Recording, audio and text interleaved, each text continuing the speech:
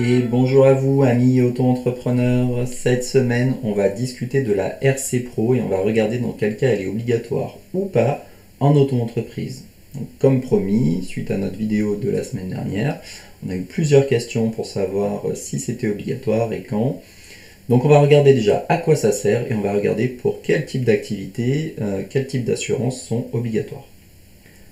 À quoi ça sert une ERC Pro? C'est tout simplement une assurance professionnelle. Donc, comme une assurance auto sert à vous protéger en cas d'accident avec une autre personne, une ERC Pro sert à vous protéger en cas d'accident pendant l'exercice de votre profession. Donc, en tant qu'auto-entrepreneur, ça veut dire que quand vous faites une prestation pour un client, si d'une façon ou d'une autre votre client considère qu'il a subi un dommage, alors il faut comprendre que ça peut être physique, mais ça peut être juste purement financier aussi, ça peut être complètement immatériel.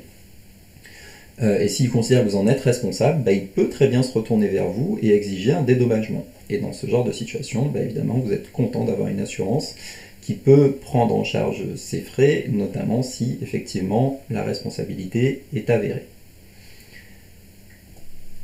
Il faut savoir du coup qu'il y a des activités pour lesquelles cette ERC Pro elle est obligatoire, notamment tout ce qui est activité réglementée. On a fait une vidéo sur les activités réglementées, si jamais ça vous pose question, je vous invite à la regarder. Mais donc toutes les activités réglementées sont obligées d'avoir une ERC Pro, donc tout ce qui est médecin, avocat, conseiller financier, agent d'assurance, comptable, etc. On a aussi tout ce qui est dans le bâtiment. Et alors là, c'est même encore plus large, c'est-à-dire que quand on est dans le bâtiment, en plus d'une ERC Pro, on est obligé d'avoir une décennale, une garantie décennale.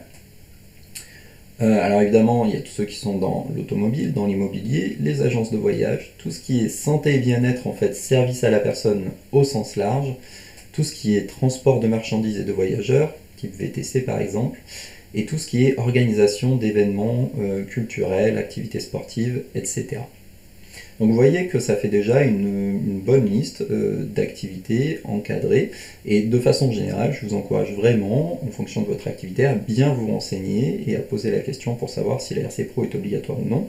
Et de toute façon, même si elle n'est pas obligatoire, on vous encourage vivement à en prendre une, tout simplement comme expliqué sur la slide précédente, parce que vous avez plein de situations où vous risquez de vous retrouver en grande difficulté si jamais vous n'en avez pas, tout simplement. Et en plus, et ça clôturera cette vidéo, il faut savoir que la RC Pro pour les auto-entrepreneurs en général est moins chère que pour les entreprises classiques. Pourquoi? Tout simplement parce qu'ils savent que votre chiffre d'affaires est limité, donc ils peuvent vous garantir en fonction de votre chiffre d'affaires, et donc c'est sur des montants inférieurs. En gros, il faut compter en général quelques centaines d'euros par an pour une ERC Pro classique.